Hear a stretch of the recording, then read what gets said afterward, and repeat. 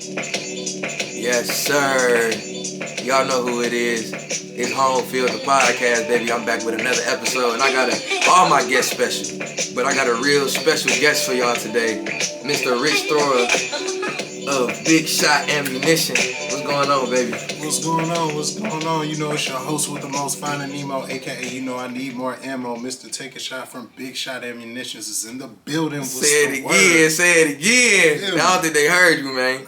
Man, shoot, you know, it's the host with the most, Finding Nemo, aka you know I need more ammo. Right. Mr. Take a Shot from Big Shot Ammunitions is in the building. Yes, sir, man. I appreciate you taking time out your busy schedule, man. Come and sit down with me and chopping it up, man. Man, I appreciate you extending that hand, man. Absolutely. You got something special going on. Like me, my mom, and my cousin all came and got our CPL with you, That's man. A fact. And that was a great experience. And I appreciate you, providing individuals with that service. Man, I appreciate you all for supporting. Y'all were some of the first people to support. Really, the Pittmans have been supporting for, like, if y'all checked out, like, the last episode with my baby brother, if you know how he had won Mr. Basketball, they had a definite hand in that as well. Like, his mom and everything, you talking about hitting the pavement like it was a campaign trail up in 2012 for Barack Obama. It was like, she was not Hey, man, she got experience, man. You know, Pops be having to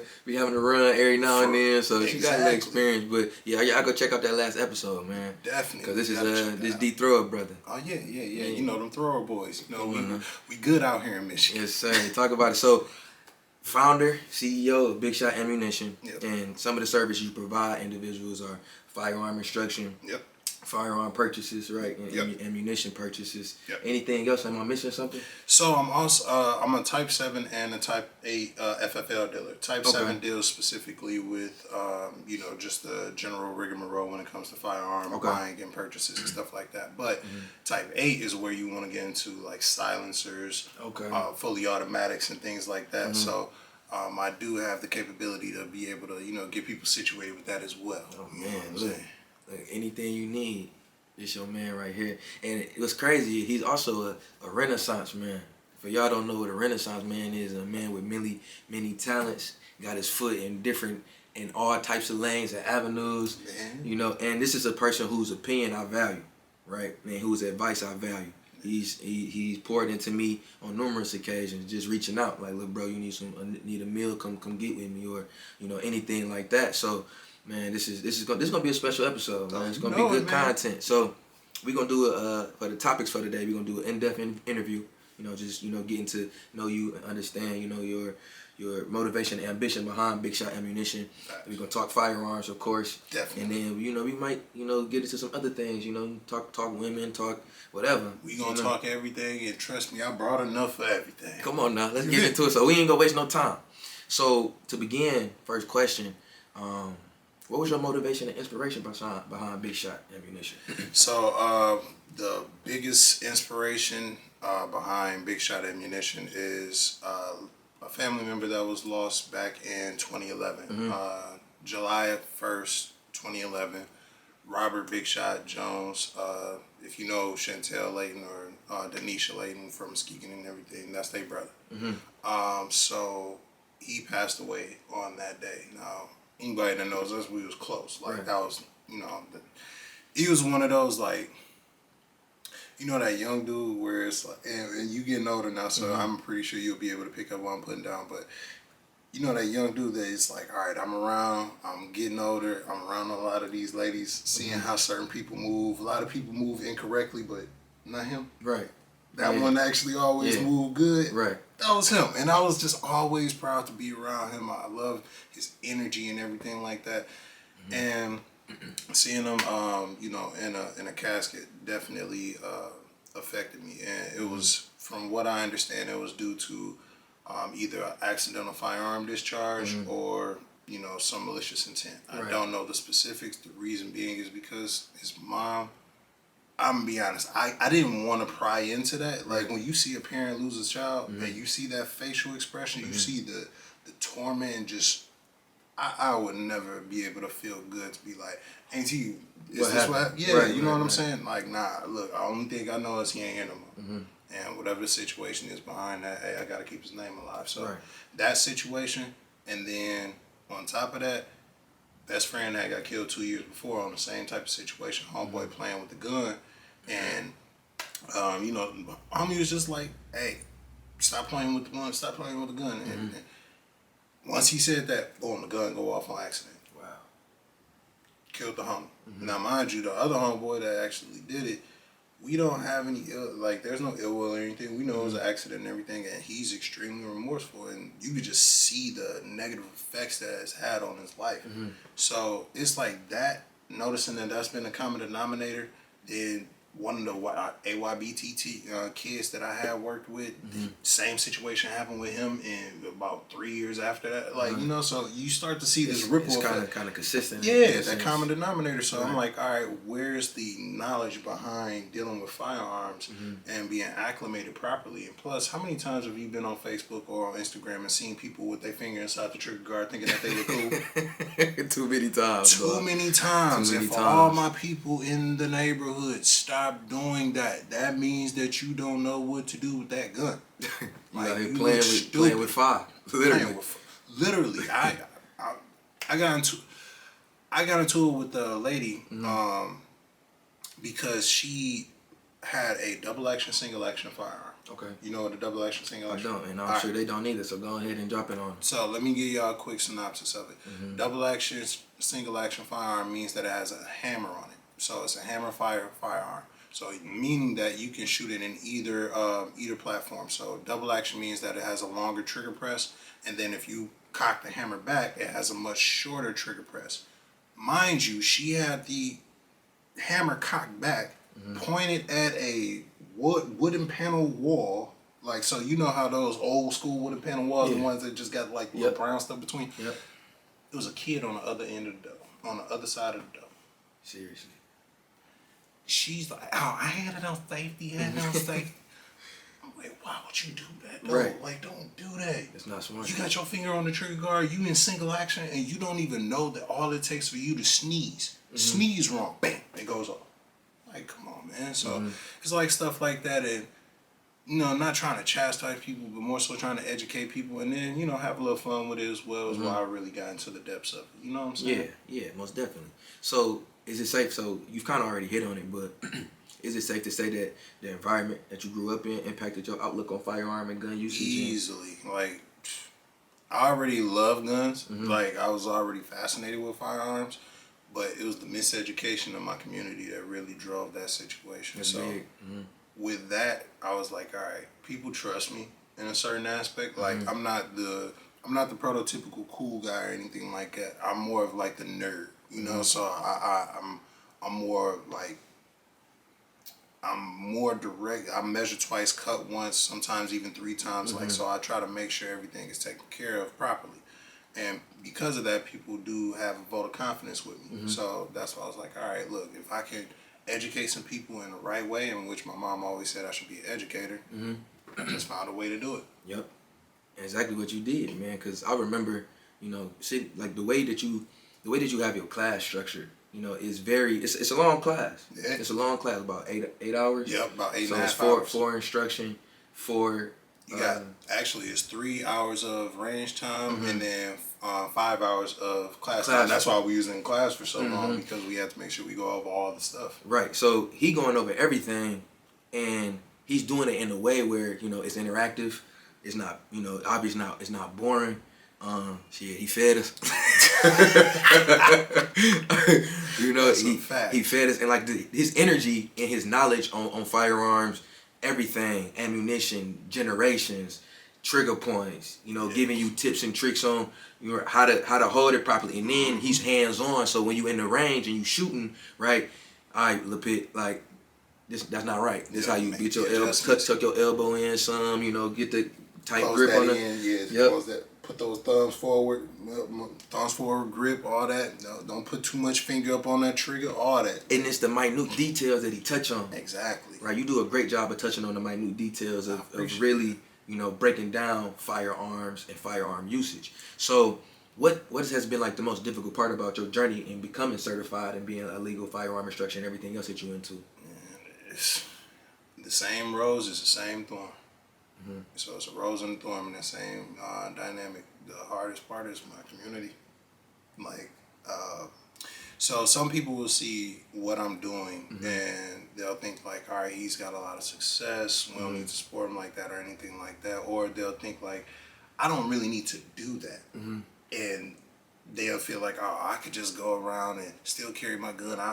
Like for us in our dynamic in our community, for some odd reason, we would much rather do the wrong things and feel like we're doing right, or try to come up with a justification as to why we shouldn't have gotten in trouble for doing the wrong things, even though we knew it was wrong in the first place. Right. We still try to find up a way to say, all right, look, there, I ain't deserve it. Like, no. Why didn't you do that? Matter of fact, that's actually my next YouTube video. Is that this guy who didn't want to listen to me when I told him he could have been my first student. Now that was in 2020. He just hit me up 2 days ago because he has a pending felony. I remember I told you about this up in the, it was one of the stories I tell up in the class. He hit me up. Why did the judge say that? Now he has to get a CPO. When he should have just did it in the first place in 2020. When you put the play down for him. Put the play down, did everything, tried to make it as easy as possible for him, but nevertheless, people still are going to create an excuse. They're trying to cut corners. People going to forever try to cut corners. Because listen, I did. And let me tell you my story. It was the situation of the dude who was doing 20-minute classes in a trailer park for $80. You know what I'm saying? So look, I'm trying to get I already have my firearm, right? And you know, obviously, when you don't have a CPL, you can't conceal it, right? So for a while, bro, I'm out here illegally carrying a firearm because of course, like, I'm gonna conceal it, right? So long story short, I get wind of this dude doing classes in this trailer park. I'm like, bro, I know the class supposed to be like 8 hours. I ain't really trying to do all that, bro. And then my homeboy was like, yeah, man. And I was in there for 20 minutes. I'm like, say less. Pull up to the track. Look, I pull up, right? Exactly. I'm not even getting $10 an hour, man. You feel me? So I pull up to the trailer park. That was red flag number one, right?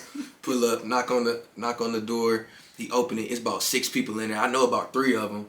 So they're like, what you doing up here? I'm like, shit, they got the same thing you on, right? His kids running around the trailer, trying to play with people and stuff. And he basically just gave the short spiel. This is where you can carry it. This is where you can't carry it. This is what you do when you interact with the police with a firearm, X, Y, and Z. He asked me what my name was. I told him what my name was. He went to his computer, typed it up on the certificate, and handed it to me.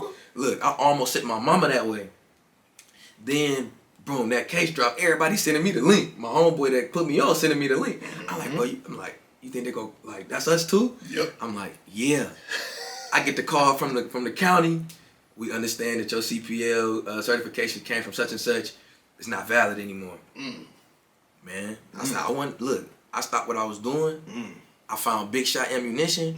I tapped in. I got my class scheduled. I brought my mama and my cousin there, and now I'm good. Everything good. And that's what happens when you try to cut corners. I lost money, right? It wasn't a whole lot, but shit, it's enough. I lost money. I got my time wasted, right? And you could potentially caught a charge. A lot of people don't understand that, is that what you're doing is still falsifying documentation on an CPL application, in which that is technically illegal. So a lot of the times, and this is why I wanted to also get into it as well. Yeah, there was a whole lot of people that ended up getting their certifications overturned, man. Like you talking about, it was from September of 2019 going up to, no, actually it was before that. It was a few. It was like they went back years and canceled all of those out. So you know how many inboxes I got from people saying, "Hey man, is my stuff still not valid? Do I still gotta pay the full price?" Yep, you still gotta pay the full price. You got some fun. I appreciate you. Yeah, but yeah, man. Look, people always want to cut corners, in which, hey, I can understand. I get it. Like, you don't want to have to do it all the way through if you can get that little quick shortcut, but sometimes taking that shortcut is a bigger risk than just doing the right thing. Just doing the work. Yeah, just doing the work. Like that 8 hours, We got a lot of information in there. A lot of misinformation was disproven, and a lot of stuff was cleared up. And that's the thing that I get most about it when I'm doing the class. It's like, all right, you may have had this misconception. Right. By the time you left, you understood that there was a difference. And also, one thing and shout out to Miss Amanda Rollins. She the homie. But every time that she has a question about something, especially like let's deal on Facebook, she tagged me. You know what I'm saying?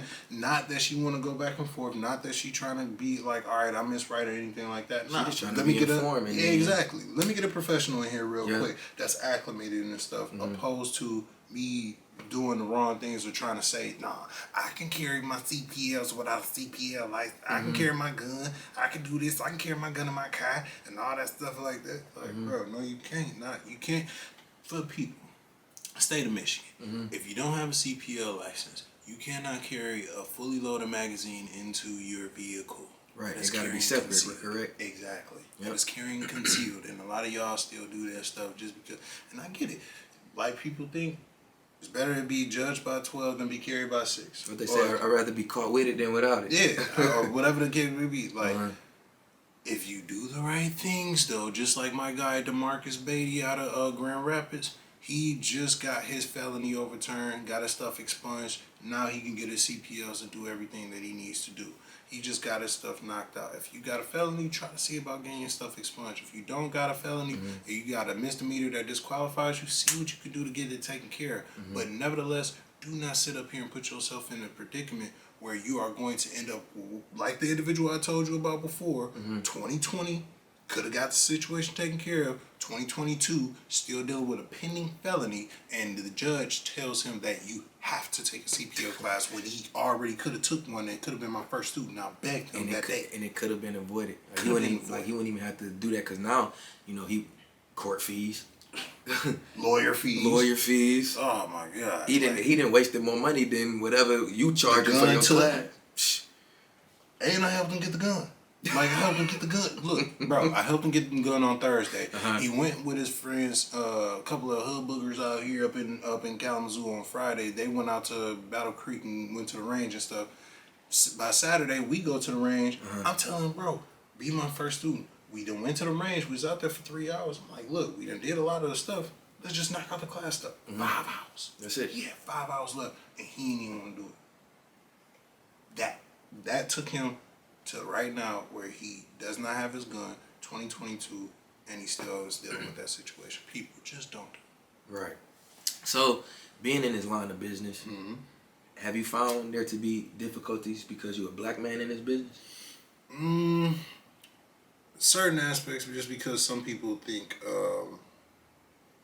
like you deal with a lot of like gun enthusiasts. Okay. So you'll deal with some people that's a little bit overzealous than not. But for the most part, it's actually been a lot of support. So I can't really say anything negative about like the gun community or people like that. It's just more so like, sticklers that want to just like be too overzealous in what you're talking about and stuff like that.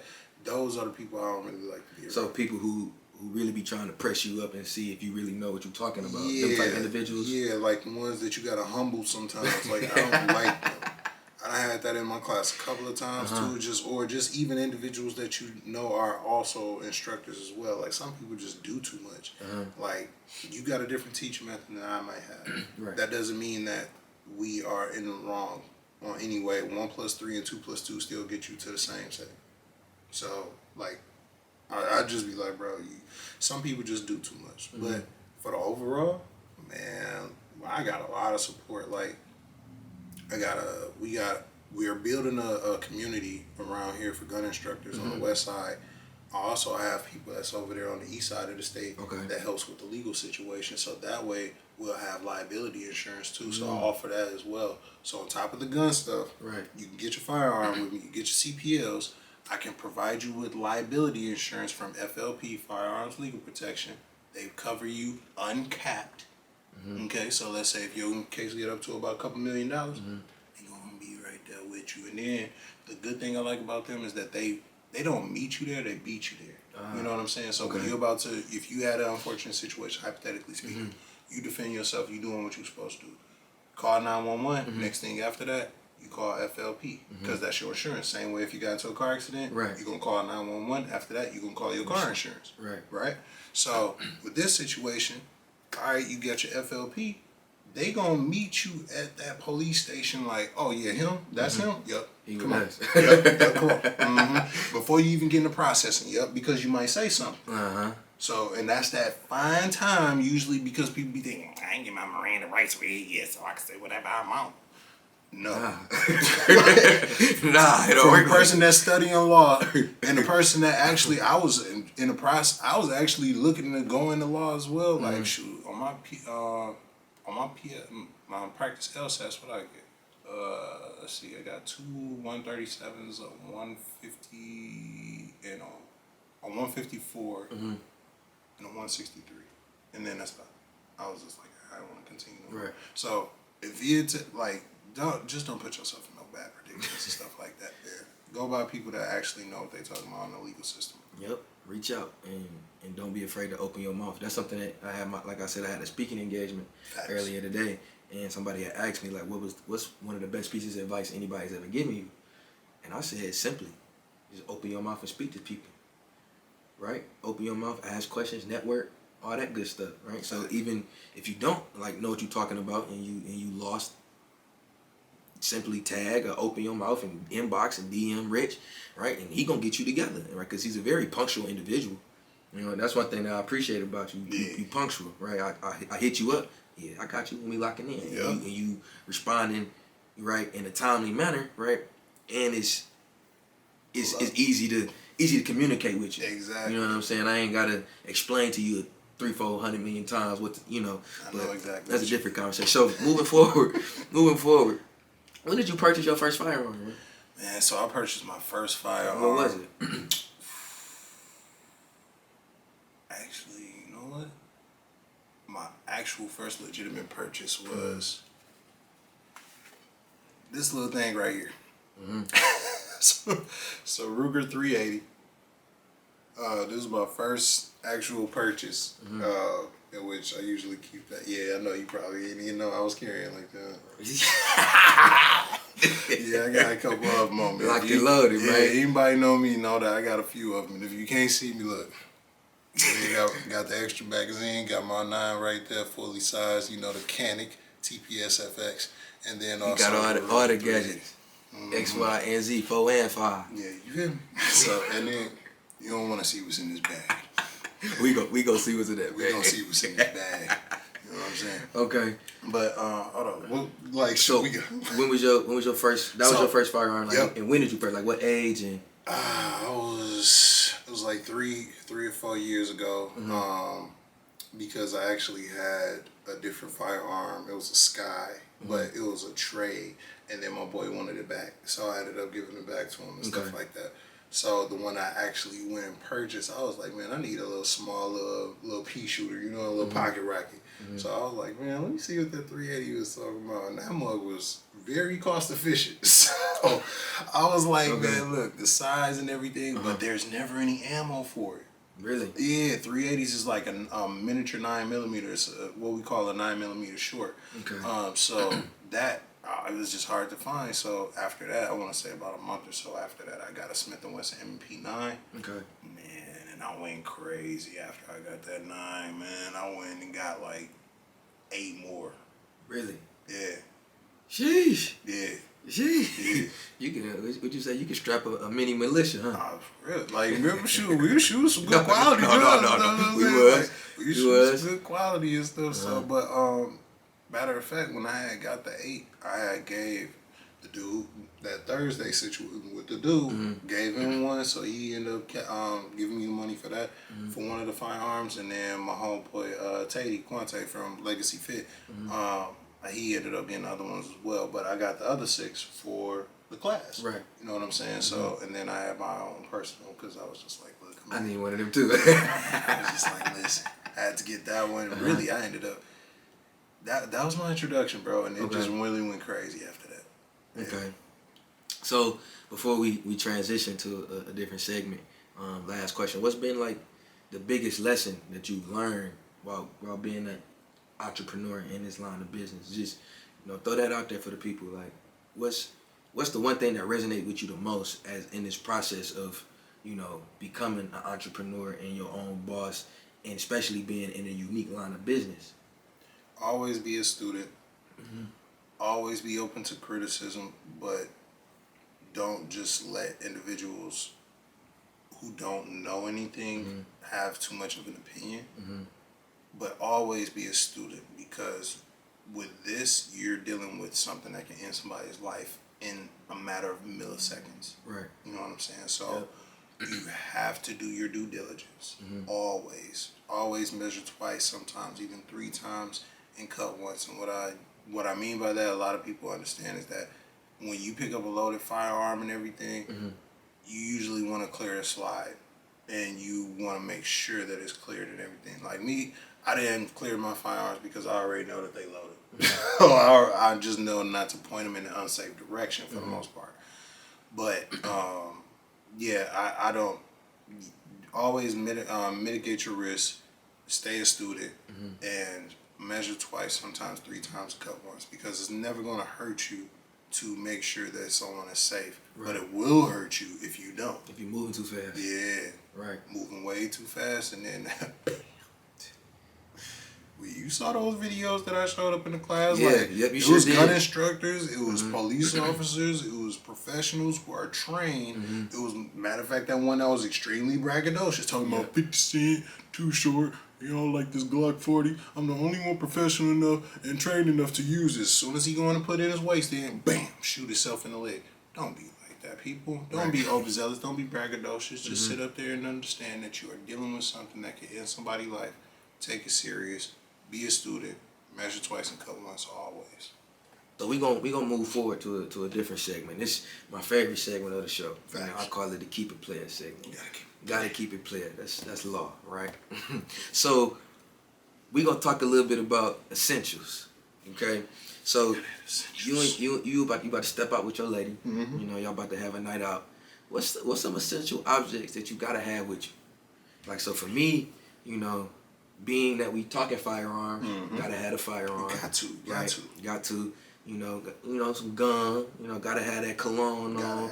You know, what's your essentials? Little toothpick in there. Yeah. 100. So those. Plus, I'm like how what's the name was off of Don't Be a Menace. You know, I like my gun to match my outfit. You know what I'm saying? So if I'm rocking some tan pants, I might rock my 1911 because it got the tan grip. Okay. If I'm rocking this black and white, you know, I'm gonna have this black on with the Okay. If I got on a little purple and stuff like that, matter of fact, I'm gonna show you a little something. Yeah. I'm gonna keep it on. You know, I'm holding. But the other ones is you got the gun. I mean, you got the gum. You got the gun. You gotta have your little toothpicks and everything, because nothing's worse than you having that conversation and you got that. You gotta have the floss pick. You gotta have That's my floss thing. I don't really like using toothpicks no more. I come floss pick. I don't blame you. If I got the toothpick in, it's for sure. Yeah. It's for sure. I don't blame you. You're right on that, because you gotta have it. Shout out to my dad. If you know my dad, and this is why I usually have toothpicks all the time. This is why I said toothpick. You know my dad always have a toothpick. Man, so Lord, they never knocked out no toothpick. Man, never knocked out. Look, we literally would go up there and buy a box of toothpicks just for him. Like that was the normal routine. Like, go up there and grab some toothpicks really quick. But another essential. So it is the wintertime, right? So for the fellas, you might want to try to get like a little bit different of a variety when it comes to your cologne. You know, you can't just have just a regular degular. You gotta have a little bit of spice to it. Okay, so when you talking regular degular, what's regular degular to you? So, and then what spice? Regular degular would be something like this. You know, the YSL, something that's smooth. You know, nothing that's too overzealous. You know what I'm saying? This is the home. I got that in the stash. Yeah, man, you gotta have this. This is always a safe measure right here. Okay, so this is something that you can always find at the local department stores, Macy's, Von Maur, or even like a fragrance outlet store or anything like that. You can find this. But if you wanna show off, Yeah. You know, you want to get a little disrespectful. You know, you want to kind of respectfully, I'm gonna get disrespectful. Yeah, respectfully disrespectful. Like when you want to have that scent where it's gonna be like, hold on, who is he? Excuse me. One of these. Okay. See this What we got right here? This is called Parfum de Marly Leighton Exclusive. So the House of Parfum de Marly is one of the best fragrances out right now, especially. So a lot of people actually love Creed, right? And this actually beat Creed. This has beat Creed on, if you do any type of cologne reviews or just look at a lot of the cologne reviewers, they will swear by Parfums de Marly when it comes to that going up against Creed Aventus or anything of that nature. So for me, I have the Parfum de Marly Leighton exclusive. They have the Leighton. This is good for the winter time. So this time right now, this is real good. Yeah. Go ahead, that one. Yeah, that's it right there. That's it. But you actually hitting on something that I was interested in, you know, because when you really want to dive into, you know, the wines and the colognes and the scent, in a sense, anything like that, everything got a season. It does. Right? So I've never really paid too much attention to colognes and seasons. I really just like, all right, this shit smell good. You know, it smells good on me, so I'm going to put this on. But it's really like, you know, scents out there, you know, that's played and laid to the time of the year. Some of them hit a little bit harder in certain seasons. Like a cinnamon smell would hit more in the wintertime just because it's a more powerful and pronounced smell. Opposed to like a rose smell, which will be more pronounced in the summer or springtime. Right. Like that one that bro just sprayed smells amazing. Like once you just sprays, bam. But it's good for the wintertime. So that one and Parfum de Marly Pegasus, those are two of the best ones to actually get for the wintertime. But let's say if you're going into the summertime, right? And you still want to make sure that you ain't got nothing that's, you know, the regular degular. You got something that's a little bit spicy. Like he said, disrespectful. The disrespect. The Daniel Rossier. You know what I'm saying? This one is smooth, but it's like, how can I put it? It's very captivating. Like, even with me just having it close to my nose right now, it just, like, it hits you a little bit different, especially when it's springtime or summer, and the heat hits it, it opens up. The bouquet just really pronounces itself. Announces itself. But, yep, this one is the Ombre Tobacco. But I want you to smell this real quick. Yeah, just go ahead and just, you know, put that around. Oh, man. Yeah. I'm gonna take a picture of this one. I gotta put I gotta get my hands on this right here, cause that's. I don't know about that. Yeah, that's like it's a subtle. It creep up on you. Yeah, see. Like I walked past 3 minutes ago, and you still smelling what I came with. Yeah. See, he picking up what I'm putting down now. Okay, so let me ask you this: are you into oils, right? Body oils? So because that's something I'm getting into. I do love oils, but you know what? And that's a perfect segue. So here's the thing too. You can get the oils, they work. But I'm gonna tell here's the trick to the trade when it comes to colognes. Try to get the sampler. Try to buy the samplers. Now, for most people, they don't understand what I mean by that. So when you get certain type of colognes, let's say if you get the Parfum, usually the Parfum has about 28% of the actual smell in it, right? The ingredients. Once you go to the toilette, you get to about 20%, like 20 to 25%. When you Parfum, about 28 to 30, a little bit more. But when you have something like this right here, I have the Prada Carbon Luna Rosa. This one is a sampler. But if I was to bring, and I wish I would have brought my other one, that was the regular. That way you could get the difference. But this has more of a potent smell to it because it's more perfume in it. This has 60% of the ingredients in it. So you telling me that You telling me that these cologne companies out here being shiesty with their percentages? Of course, of because scent? when you going out to the to the department stores, they gotta sell you, right? Right. So the way that they do Right. it is they gonna try to sell you by spraying the the good sample. one. Yeah, they gonna give you the sample one because the sample one has a stronger effect. I ain't gonna lie, every place I done bought cologne owe me. I'm coming back. I'm getting it back in blood because how dare you play me like that? Okay, that's free game. I didn't know that. Yeah. Now we know, fellas. Yeah, man. Them ladies, I'm sure they do the same thing with y'all too. Definitely, especially for the ladies. But yeah, I have a lot of different samplers. Like one of my best ones is the Dolce & Gabbana Light Blue. Okay, that's the best one I got for that. the summertime. Yep. Get that one in the sampler though. Mm-hmm. Oh my god, bro. So what's your approach to that? You just ask like, can I get the sampler? Can I get what you just sprayed me? Is that what that is? You ask them if they have any samplers at the department store. If they don't have them, then go online and try to see if you can find them there. Okay. Yeah. So Okay. I would say definitely do one of those too if you cannot get it in the store directly. And usually they do have some samplers because what happens a lot of times they'll end up running out of the regular box. So then they'll just have the sampler left. So you Right. can just ask them like, yo, y'all selling the sampler because it's already open box. Like, can I just knock that out? And they'll sometimes do it. Bet. So, last question before we continue with the topic. You being, how old are you? 31. 31. Okay. So you right at that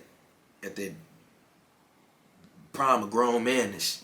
You feel me? Yeah, walking into that introduction in the grown manness, man. It's different. You taking that, being 31 and being in that prime of grown man is like I like to call it. What's a way that you can provide a woman with some security? That's subtle though. Subtle security? Yeah. Let's see. For the fellas, if you're younger than me, just try to do things for your lady that, let's say, if she would have asked you to do, just try to do it before she asks you to do it. Just beat her to the punch. Most people feel good when you have somebody that can tend to your needs without you actually having to allude to them. Yep. So stuff like that gives an extra level of security. Plus, just how you are at your characteristics as a man shows so much to how your lady moves. Okay. How free she moves, how secure she moves. Like my lady feels extremely secure when we out. You know what I'm saying? Most people feel secure when I'm around. So, but my lady, for the most part, always feels secure when we're out in public, if we're going some places or anything of that nature. And it's not even that I'm just doing anything or saying anything. She understands that ain't nothing gonna happen to her. It's just the way that you carry yourself. Yeah, it's how you carry yourself. So try to help her and try to help your lady do accomplish things without her having to say something to you. So if you see the trash is overflowing, just take it out. If you see that there's no water up in the house, go get some water. If you see that there's no groceries up in there, go get the groceries. But I'm saying that do that if you all are staying together and stuff like that. If you are just on a whimsical relationship, like y'all just getting into the introductions, let your character build up into what she falls in love with, and then go from there. But don't be overzealous. Don't do too much. Just literally stay within the confines of who you are as a person. Okay, that's plain and simple, and that's we just gave out so much game, man. You just gave out so much game, and it was subtle too. Them fragrances got me over here tight. I need them. I need them, dog. I'm gonna send you a list. I'm gonna send you a list. So moving forward, with our topic, like I mentioned early, you are a Renaissance man.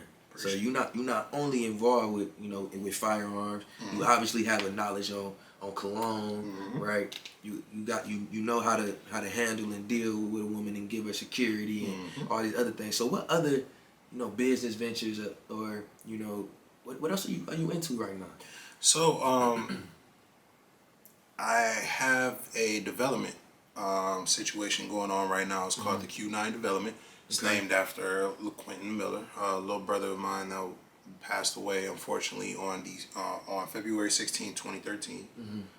One of the worst days, one of the worst mornings of my life.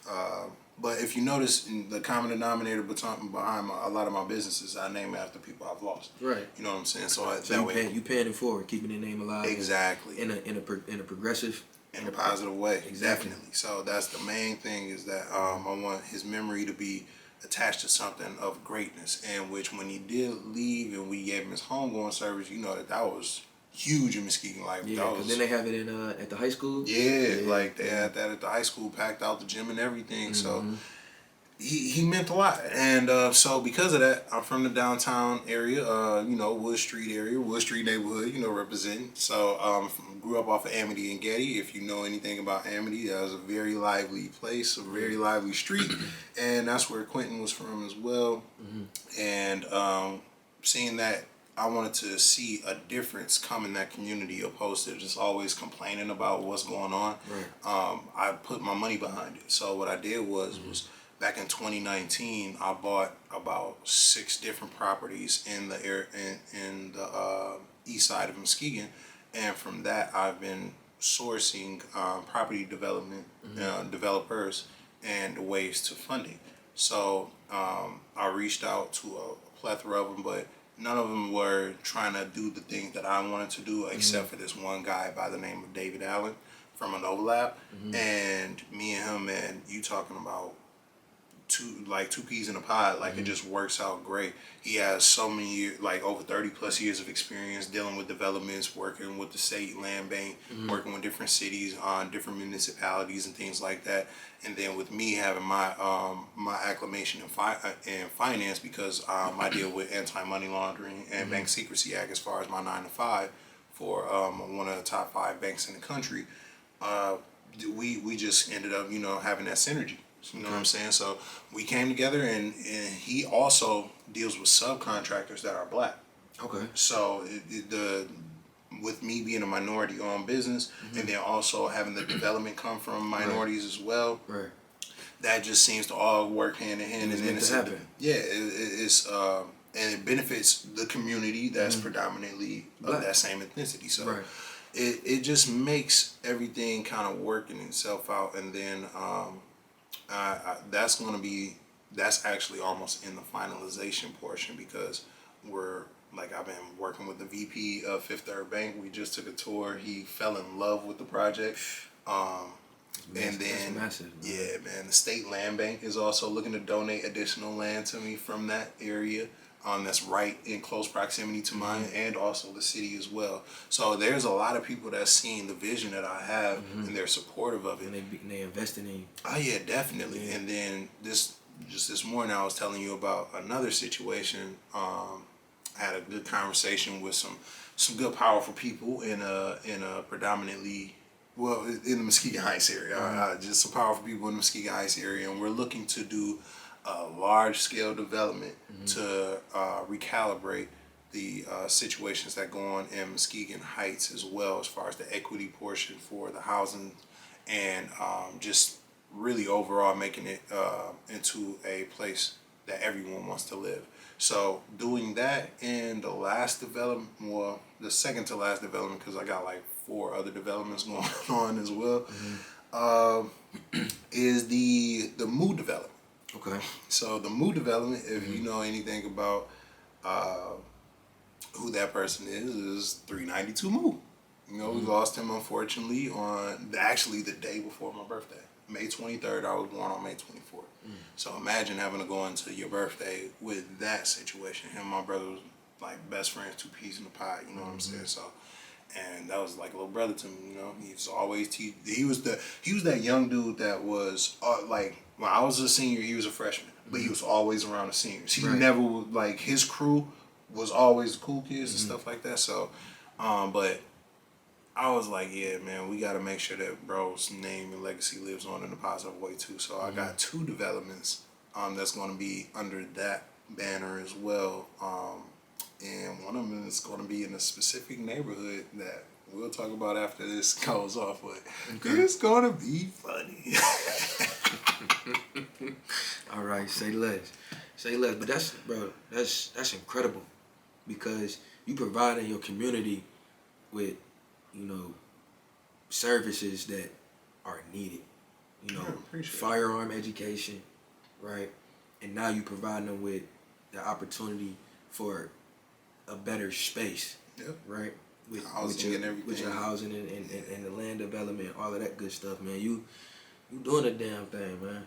Trying, you got man. your hand in a little bit of everything, and that's impressive, dog. That's you really doing it too, and you not just out here talking in this lip service. You didn't put the feet to the pavement. You didn't money behind it. You didn't the money behind it, the resources. You didn't have the conversations, right? Man. You didn't probably have sleepless nights. You didn't all types of. You can probably didn't annoyed your lady so much because that's all you talking about, and you just, man, but it's gonna happen. I can't wait.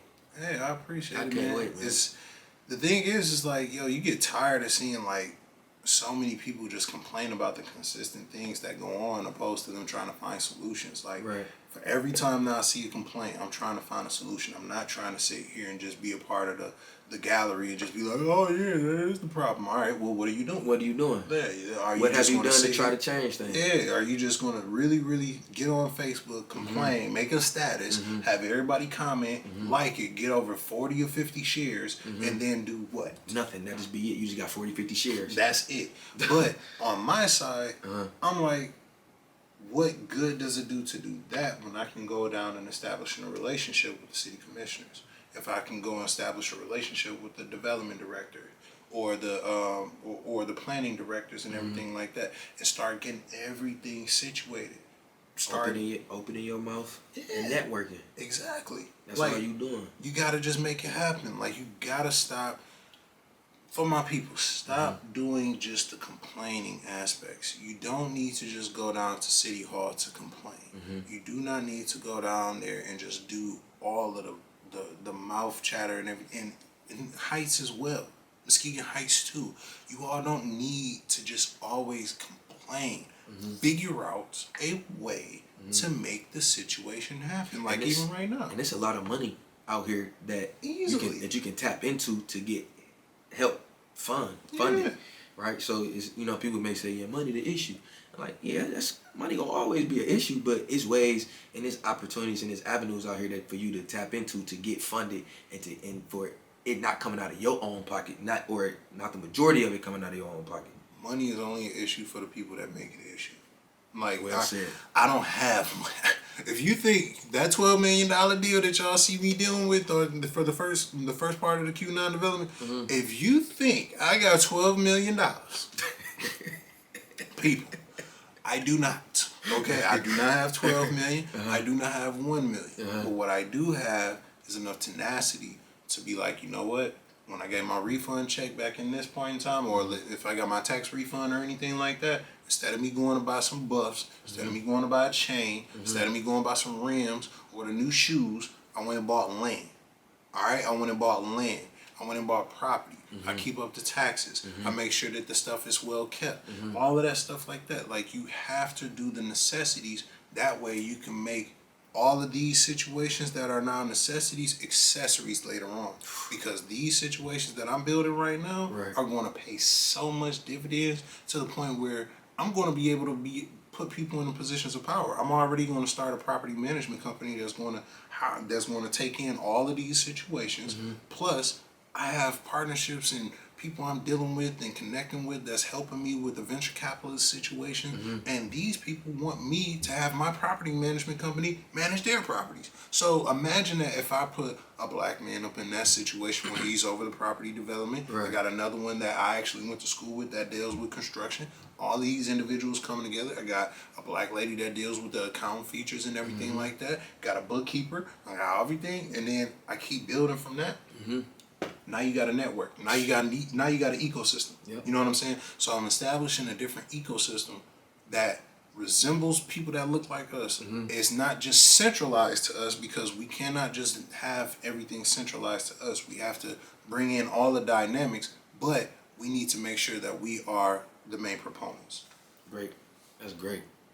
That's great right there. So, for a person who doesn't know anything about firearms, right, and wants to purchase one, say they went ahead and took the CPL class with you. Okay, and now they're ready to purchase their first firearm. What's some basics about that process? What's some things that they should know or look for when they go into Dunham's or wherever else they going, or even if they purchasing from you? Very good question. Very, very, very, very good question. I appreciate this question too. First thing, what you can deal with when it comes to the actual size of the firearm and the caliber that you are using. Okay. Too many people do too much trying to impress other people that do not like them. Okay? So, or they try to just look for the aesthetics. Right. So, for the ladies, stop trying to get the Sky pistols and stuff like that. It's spelled SCCY. Stop getting those because they're pink, blue, and all that other stuff like that. Yes, it's pretty. It's made specifically for you to be drawn in with the aesthetics, but the functionalities are terrible. You know what I'm saying? Right. So you want to go with something that has good functionality. Look pretty with a jam on you. Yeah, because if you got a feeding issue, rest in peace to FBG Duck, but his gun jam. His gun jam because the type of magazine that he had in an extended magazine and a Glock, when they tried to shoot and tried to go with the repetitive shots after, there was a feeding issue and that mug jammed. When you saw that picture, it was a jammed round in that gun. All you got to do is know how to clear the round real quick. But if you're doing the wrong things and not knowing that you're doing that, that's going to be a mistake on you. So making sure that you have the right magazine for your firearm, making sure that you have the right size for your hand and what you can deal with as far as the recoil and the caliber. And the last thing I would say, don't get anything that you are not comfortable shooting over 500 times. Okay. If you, like that Ruger 380 that I showed people, that mug is basically like, you remember that little gun off of Men in Black? Yeah. That Will Smith was shooting that blow you way far back? That mug has recoil. Like, it hurts to shoot. I'm big enough so I can deal with it. But for a little lady or anything like that thinks like, oh yeah, that's pink. Yeah, that's purple. It has a purple slide or it looks cute. Nah, don't do that. Get something that's good for you, like a Smith & Wesson M&P Easy Shield Slide, which makes it easy for you to rack, easy for you to deal with, and it's easy for you to load as well. So it makes it real smooth for you, but it doesn't make you feel overwhelmed when you're dealing with it to the point that you don't want to go to the range no more. That's a good point. You know, feeling overwhelmed. Yeah, because that's what happens a lot of times. People will go get a 40 cal thinking that they can handle a 40 cal or a 45. They'll shoot it, it hurt, and then they don't want to shoot it no more. How did you get training off of that if you don't do repetition with it? Right. You know what I'm saying? That like a 9mm, you got to do repetition. Right. Same thing even with a small firearm. Like, you just have to do the repetition. But the moment that you find out that it's not comfortable to shoot, change it up. Okay, that's a good game right there.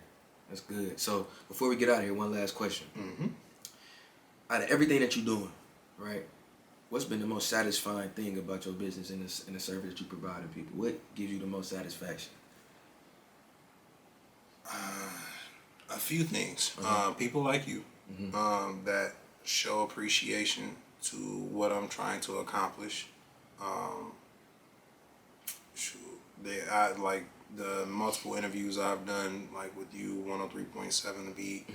I forgot my guy's name. I can't think of his podcast. Oh man, I feel bad. But just a few different people, like, you know, individuals that really notice that you're trying to be asset to the community, right, opposed to being a liability. Right. And then also seeing a lot of people just become acclimated with firearms who were extremely apprehensive and just had some anxiety about it. Those people that couldn't sleep the night before coming to the class, but then now they're leaving with so much excitement. Right. All of that makes it so much worth it. Matter of fact, was that the class that you were in where that lady who was 77 years old hit the X? I don't think so. Okay. Because I was like, but it was a woman in there who was completely apprehensive about shooting the gun. Yeah. And you for sure, you know, talked her through it. And she fired it, and she wasn't bad. She had a pretty decent, like, I looked at her target thing, and she hit something. Yeah, like, stuff like that. Like, you can come in and be like, I ain't gotta shoot. We gotta shoot. I don't want to really shoot. And then after that, can we keep shooting? Right. Stuff like that, man. That 180 move switch is like, yes, look at you. Look at you. Not even. And this is the real energy that he provides in the class. Like, this is not fabricated. This ain't nothing. This is the real energy. Like, I've seen him while I was taking a class, that same woman, I'm like, didn't I tell you could do that? Give me Listen, I'm something. your Like, biggest cheerleader out there. You hear me? I'm Yeah. your biggest cheerleader when we out on that range because I'm gonna correct you when you do something bad, but I gotta show you your love when you doing good. Exactly. Like, you gotta be able to give people their flowers because they already gonna feel terrible with the one thing that they do wrong. They can do one thing wrong, automatic. Oh, I'm defeated. I don't want to do it no more. Right. Like, man, get back in there. Let's go. Right. Like, you know what I'm saying? Right. Wreck that thing one more time. Man, Get into it. Yeah, let's get into it. Like, shoot, get to it like you used to it. You know it. You know it. Yeah, man, that stuff, it makes me happy to see, like, people get, especially people that have different political views. Okay. Oh, my God. You know how many liberals and stuff like that? Like, coming in college, being in college, that's more of a liberal sanctuary. Going into the gun world, that is a conservative right-wing sanctuary. So trust me. That's why I asked you previously, you know, how does it feel to be in that business as a black man? Because I know that's kind of people that you deal with majority of the time. You deal with them. But I ain't gonna lie, bro, you see so many different dynamics of different political spectrums where you'll see, like, let me put it into you like this.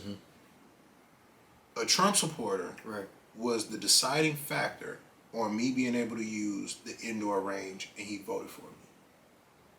A Trump supporter. Okay. Had a Trump hat on and everything. Right. But you know what he said when I was going up there and I did all the stuff? Right. He was like, yo, this guy knows what he's doing. He's prepared. He has his insurance. He has his documents. He has his liability stuff. He has everything docked down. Like, he came so prepared. Why would I say no? Right. I have no, and then he contacted me directly. I had conversations with him. Like, I built relationships with him way before I even asked to be a part of that range. I built, like, I was talking to them for 3 or 4 months. Right. You know what I'm saying? So me building a rapport with him, not even knowing that he's a Trump supporter, then when we come up in there, it's like, oh shoot, he got a Trump hat on. Like, oh man, I'm a black dude. I'm in the middle of the booty. Oh, like, I don't know what to do. But same way that I can get a liberal to come in there who doesn't support gun rights whatsoever, come in there, get acclimated, want to shoot more, want to get guns, and want to now come to the gun range and be a member and stuff like that. It's the same way where I can get support from one I have a different political ideology from. Like, it's crazy just the dynamics and the nuances that you deal with this stuff, man. Man, that's amazing. That's amazing. And I want to give you your flowers before we get up out of here, man. I gotta give you your flowers, man. Look, bro sitting up here doing this thing. Like, you could be, like, let me give y'all a quick rundown real quick. His dad is already a legend in the community. You know what I'm saying? So he could have just been living off of the fact of his dad's word and his name and stuff like that. No, bro's actually creating his own lane. He doing his own stuff, not asking for the handouts, not sitting up here being a weirdo. Like, do you know how many people act like weirdos because they dads or their parents are in positions of power? And his mom, you already heard the brief soliloquy I gave about his mom. Just off of the fact of how strong she is with the campaign stuff. On top of that, she deals with real estate as well. She's already gave me help with certain stuff when I'm going into this property management aspect. I've already reached out to her about that. These are 2 top-tier individuals in our city and just in the entire state. And he could have just been living off of that name. This young man is making his own way. He's doing his own thing, and he's making it look good. You know what I'm saying? He's making us always feel like, or just people that's going into the 30s, like, all right, we got young dudes like him. Bet. All right, I feel good. Like, you know, some people you just be like, but then you got some people like him that you be like, all right, yeah, so somebody got some sense. And I always appreciate a young man that has not just the vernacular, but the brain power to be able to assess that they need to be themselves opposed to following the crowd, opposed to I need to be up under this person's name and stuff like that. Like, me and my brother could have been using our last names for, like, here's the little thing. Did y'all know that me and my brother's uncle was the first NFL quarterback, period, named Willie Thrower. First black quarterback at Michigan State University. Look it up if you don't believe us. We could have been using that name and just been sitting up there banging off of that. Jim Thrower, that's up in Detroit, that played for the Detroit Lions. Majority of the McDonald's is up in Detroit. Could have been using those names, like, we could have been banking off of those names for a while. My brother earned his title without it. You know what I'm saying? Sure did. Bro done did his thing without it. You as well. Knocking it out. Like, when you do your own stuff at your own speed based on your own name, you gotta give people their flowers. So I appreciate you for this podcast. I appreciate you for being that person that was always on, having your head on the right way, right route, and like not swaying into this bull and being swayed into what other people think is good media gratification. Right. You do what you're supposed to do as a man. And I appreciate that. Yeah. Like, I really do, man. But that's just a testament to my foundation. That's a testament to the company that I keep, i.e. you. You know what I'm saying? Like I said earlier, man, you probably one of the... I don't take many people's opinions and advice, you know, and I don't take it to heart all the time. You know, some people just be lip service. Facts. But you put in, you know, the work behind the words, right? You put in the action behind the words, man, and that don't do nothing but make me want to go harder, right? And that don't do nothing but make me, you know, want to tap in like, hey, Rich, what you think about this? Or I got this idea. How should I navigate this? Right? And you not gonna hesitate. All right, look, bro, let's talk about it. Hey. This X, Y, and Z, this element OP, ABC, this. Facts. You feel me? You know it. And so I appreciate you, bro. And you bro. providing a great service for the community, and ain't gonna do nothing but continue to grow because you got the mentality of anything I put my hand on, y'all better be scared. Y'all better be ready. Cause that shit gonna happen. Hey man, y'all see the banner, stay ready so you ain't gotta get ready. You hear me? Come on, man. And that's another episode of HomeFLD the podcast, man. Appreciate y'all tapping in with me. Y'all do me a favor. Y'all like, comment, subscribe, and share. My man's Rich. He got his own YouTube going on as well. Go ahead, shout yours out, brother. Yes, sir. It's your host with the most, Finding Nemo, a.k.a. You Know I Need More Ammo. Mr. Take a Shot from Big Shot Ammunitions is in the building. Follow us on all social media platforms at Big Shot Ammo. Check us out on YouTube. We just dropped our first YouTube video and everything. Just dropped that and got some good reviews from that. And we got a few more coming out, and it's about to be crazy, man. He finna turn it up on all aspects of business. All aspects of business. Go ahead, follow me on Instagram at pitt.otl. Follow me on Twitter at pitt_otl.